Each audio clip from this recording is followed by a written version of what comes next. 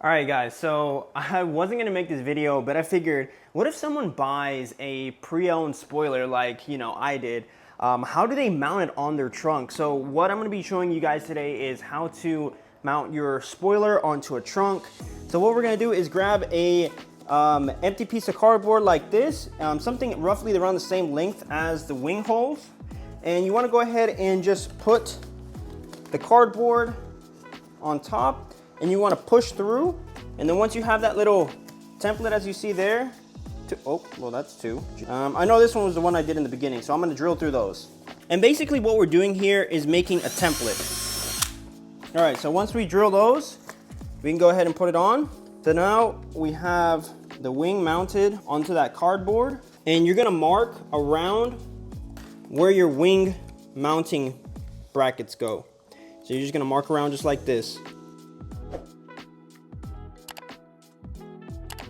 And what you want to do is just cut around those little brackets that we made. All right. And as you see, we have the template right here. All right, so once we have the template, we're gonna go ahead and put duct tape on the back end. That way, so when we stick it on, it's gonna stick momentarily, and then we can also move it to adjust it. So you just wanna go ahead and try to put it to where you think is center. And then with the duct tape, it's gonna stick. And now you can go ahead and measure to the holes. Once you find the exact space you want to make sure that it doesn't move at all. So again, making sure that you have enough duct tape at the bottoms.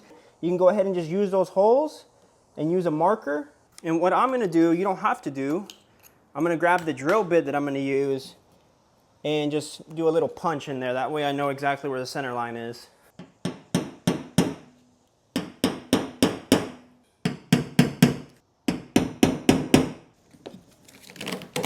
And you can remove your template once you do the marks. And then as you see, you have your little marks right here. I'm gonna mark them with the Sharpie. Pretty much all I wanna do is just start drilling into it.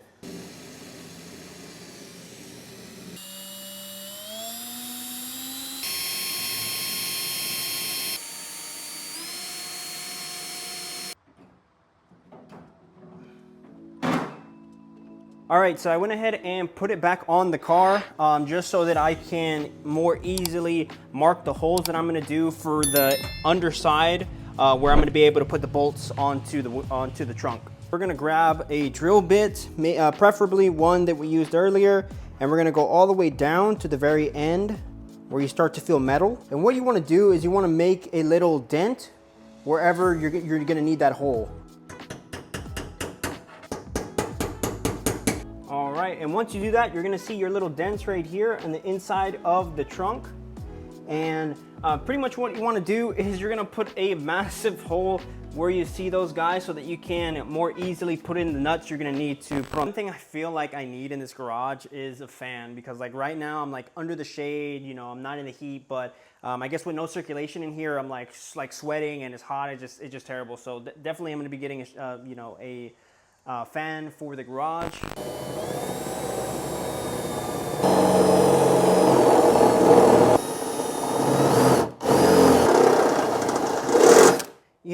Now that I do this, I realize that I could have used this little cavity right here to put in the bolts. So you actually really don't need to make this hole, just FYI, if you're doing this on a BRZ. So essentially what you're doing is making this hole big enough for you to be able to get a ratchet in there.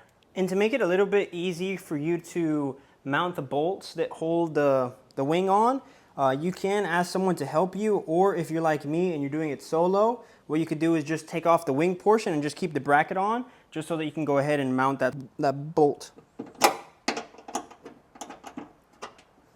Well, it's good, but not good. Got stuck. All right, that is one down, another to go. And what I would recommend for this one, where you can't really reach down in, I would recommend grabbing a piece of towel, putting it over the nut, and then getting your socket. And that way you have a little bit of tension, and you can go ahead and put it in there without the fear of it falling in. All right, so I gotta show you what I did here, because not only could I not get the nut that I needed in there, I couldn't really use my hands or get behind here to really do it. So what I did was I grabbed the magnet just like this, and I kind of fished the nut through to just kind of in this general area.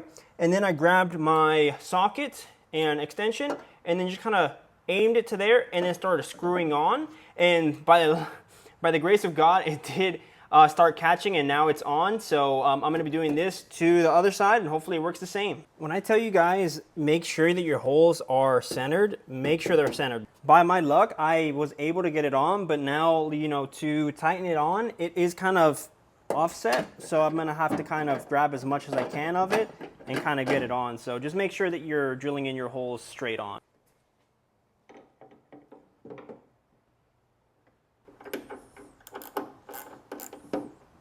And it's as simple as that. Having some patience, making sure that you're double measuring everything and using that kind of like makeshift template out of, you know, unused cardboard that you have. That's pretty much how you can install a spoiler yourself. I know some shops, they probably charge a ton of money to, you know, just drill holes into your trunk, and you know, like I shown you here, it's pretty easy to do and it's pretty sturdy. I mean, it's not going anywhere with what we did. Right now, I didn't close the trunk because I'm actually working on something else, but as you see there, we have the first bolt, second bolt, third bolt, and fourth bolt. With these guys, I do have a cover that's going to be able to cover those holes, but you can also put things like this and little hole covers right here to cover those up if your trunk is exposed, or if you have a BRZ or FRS that doesn't have this, you can just buy one and, you know, install it. But yeah, I'm so happy that Sylvie has, you know, the wing that I've always wanted to put on it.